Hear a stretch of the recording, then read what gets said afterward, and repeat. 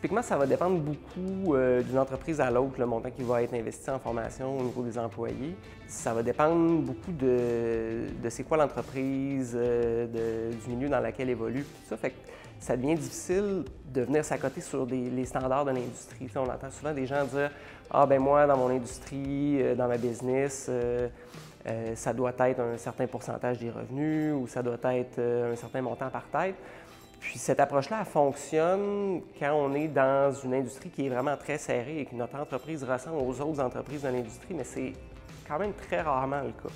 Fait qu'un exemple que je peux donner de ça, c'est si on compare par exemple Tesla avec Kia, qui sont deux entreprises qui sont dans le domaine de l'automobile, on pourrait s'attendre à ce que leur budget de formation ou même leur budget de vente ou leur budget de n'importe quel poste à l'état financier, on pourrait s'attendre à ce que ce soit similaire. Par contre, quand on regarde Tesla, puis qu'on compare avec Kia, c'est pas du tout le même type de business. Il y en a une qui va ressembler plus à une compagnie techno.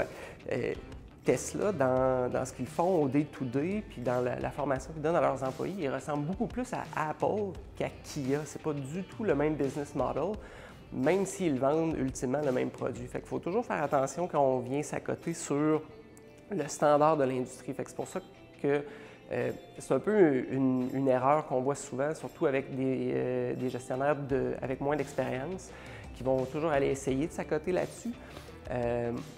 Moi, je pense que pour déterminer un bon montant pour de la formation, il faut beaucoup plus se baser sur l'entreprise elle-même et son environnement externe aussi, plutôt que d'aller s'accoter seulement sur le standard de l'industrie.